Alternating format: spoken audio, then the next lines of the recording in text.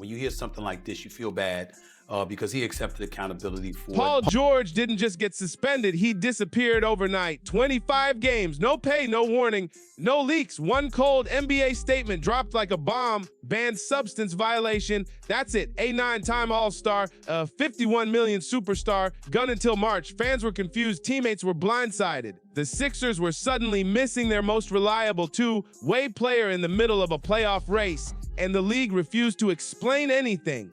No substance named, no details, just silence. But then rumors started spreading fast. This wasn't just a random drug test fail. Something bigger was brewing.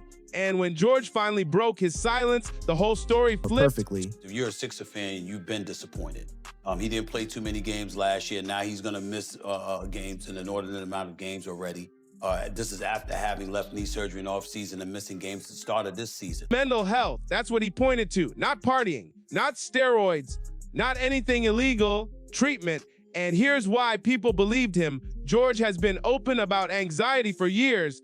Back in the bubble, he admitted the pressure messed with his head. Later, he donated millions for therapy access and partnered with mental health programs to help athletes speak up.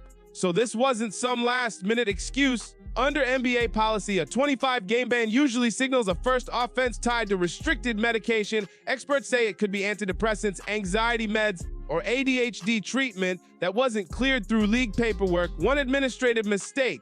That's all it takes. Boom, $7 million salary gone instantly. Nearly $500,000 per game. Crazy part, the Sixers actually saved money, luxury tax relief. Cap flexibility, trade room open. Financially, they survived. On the court, tougher. George was averaging 16 points, spacing the floor, defending wings, doing all the dirty work. Without him, everything tightens. But while fans argued about stats, the NBA had a way bigger problem exploding. What you don't know is that this is an illegal gambling operation and sports rigging operation that spanned the course of years. The FBI led a coordinated takedown across 11 states to arrest over 30 individuals today responsible for this case, which is very much ongoing. Just weeks earlier, the FBI shook the entire league. Federal agents, press conference, nationwide sweep, over 30 arrests across 11 states. Players, insiders, all connected to a secret gambling ring using private NBA information. Injuries, lineups, rest plans fed directly to bettors before the public knew. Prop bets rigged, millions moved, money laundering, organized crime ties. Not speculation, federal charges. Suddenly, this wasn't just sports drama. It was corruption at the highest level. So now the timing looks terrible. A superstar suspended, an FBI investigation ripping through the league, and fans questioning everything. Because if this much dirt is already exposed, what else hasn't come out yet? And who's next? This wasn't just gambling. This was a system, a machine built to cheat the game before the ball even tipped off. Insiders weren't guessing outcomes. They already knew them. Private NBA information, injuries, minutes limits, rest plans was secretly passed to a tight circle of bettors. Those bettors didn't bet on big wins. They attacked the unders, fewer points, fewer rebounds, fewer assists, hundreds of thousands of dollars at a time. Between December 2022 because the results and March were decided before the game 2024, even started. these defendants perpetrated a scheme to defraud by betting on inside, non-public information about NBA athletes and teams.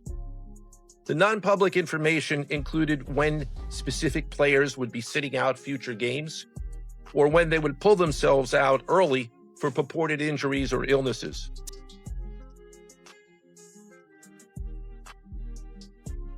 Terry Rozier sat right at the center of it. March 23rd, 2023, Charlotte Hornets. According to investigators, Rozier quietly told people close to him he planned to leave the game early with a foot injury. Before tip-off, his associates slammed over $200,000 on his understats. Minutes later, it played out exactly like the script. He checked in, played around 9 minutes, then suddenly complained about discomfort and walked straight to the bench. Never came back. Game over. Bets cashed. Prosecutors say the group Terry later Rozier gathered played at up his until house just under and 3 counted the minutes money to go in the first together. quarter. Here he Easy is making a payday. drive. Too easy. No hobbling, no grabbing, nothing that looks to seem odd or out of the unusual. With an injury, he's running a bit on the court, seems to be just fine.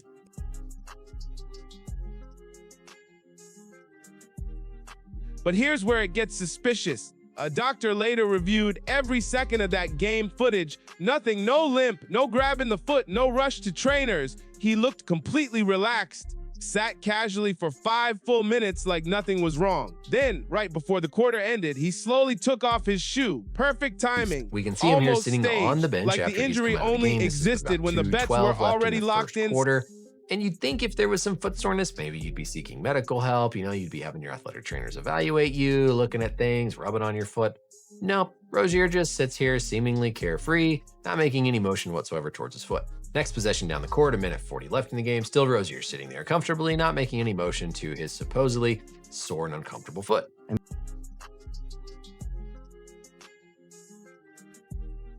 And this is the scary part nobody talks about. Medical staff can't prove pain is fake, an MRI can be spotless, and a player can still say they hurt. That's how the system works. If a player says, I can't go, doctors must trust them. No debate, no interrogation. That loophole, that's exactly what these schemes exploited. Like this, fake or real, nobody can challenge it, you that they which have makes pain the perfect and they feel like cover. They can't go. The medical staff has no choice but to believe what they're saying and remove them from the game.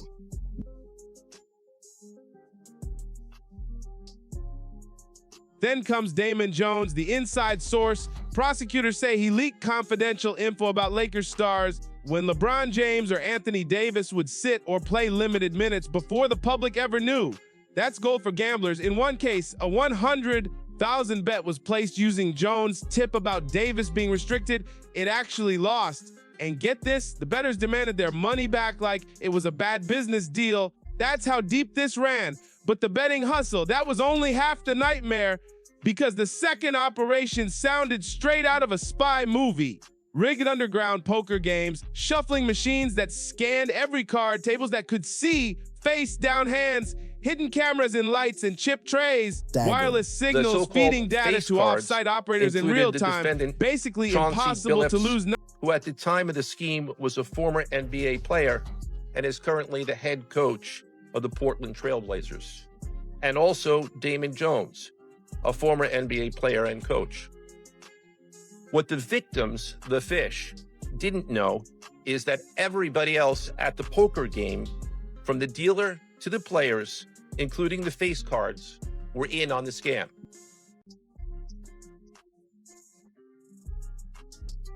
Big names like Billups and Jones weren't just players, they were bait. Famous faces that made rich victims feel safe. NBA legends at the table. Must be legit. Ron, it was a trap. Victims got cleaned out. Over $7 million gone. One guy lost $8 million in a single night. And back in the whole thing. Not small-time hustlers. 4 New York mafia families. Organized crime. Working together. Something prosecutors say almost never happens. Which means this wasn't random. It was coordinated, calculated, professional. So when you hear about suspensions, betting scandals, and federal arrests, this isn't just sports drama anymore. This is crime. And if this much has already been exposed, imagine what hasn't surfaced yet. This stopped being just a scandal a long time ago. This wasn't a few bad bets or one greedy player. This was organized crime sitting inside professional basketball. And once federal agents started talking, the whole illusion shattered. For a few days, and it was all built around Chauncey Billups. And I had heard about the game. And the person who told me about it was like, look, I know the game runners. I'm telling you 100% this game is on the up and up.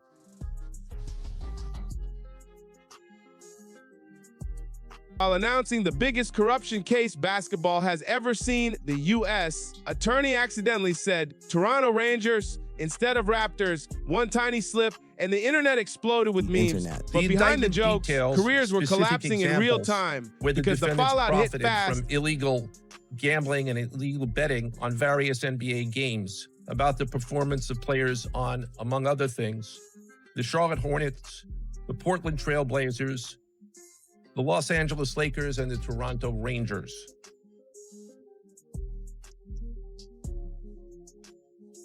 Terry Rozier pleaded not guilty, $3 million bond, Florida home locked as collateral, passport surrendered, no gambling, no contact with anyone tied to the case. Basically house arrest with cameras watching.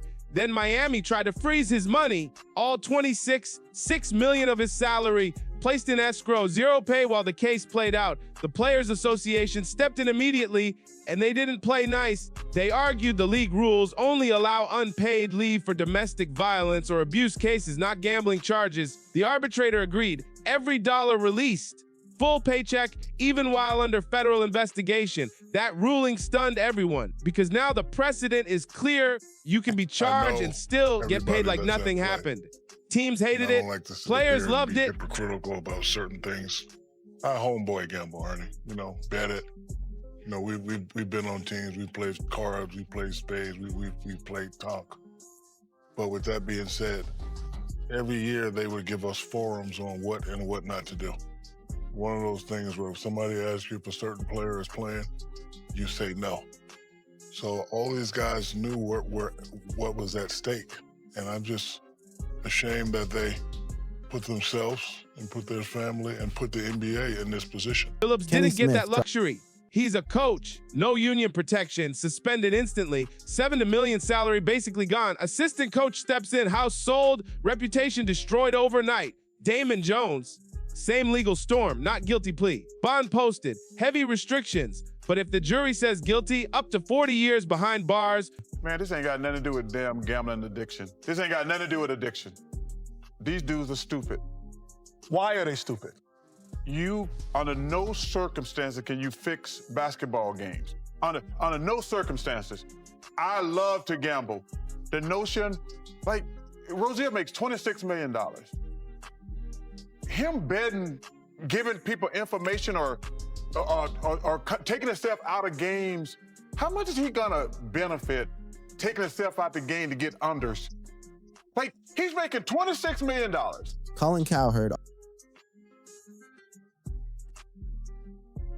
Now step back and look at everything happening at once. Paul George suspended over a mental health medication. Mix up Rozier accused of faking injuries for betting profits. Billups linked to mafia, back poker traps. Damon Jones connected to both operations. Over 30 arrests. Federal indictments everywhere. Congress demanding answers. The NBA rewriting policies on betting and injury reporting. And the FBI saying this investigation is still ongoing, meaning more names could drop any day. More headlines, more careers gone, because when fans start questioning whether games are real, the entire league is in danger. Basketball only works if people believe it's fair. Once trust disappears, so does everything else. And honestly, if this much dirt has already surfaced, imagine what's still buried. If you want the full truth as the story keeps unfolding, hit like, subscribe, and share because the next update might be even crazier.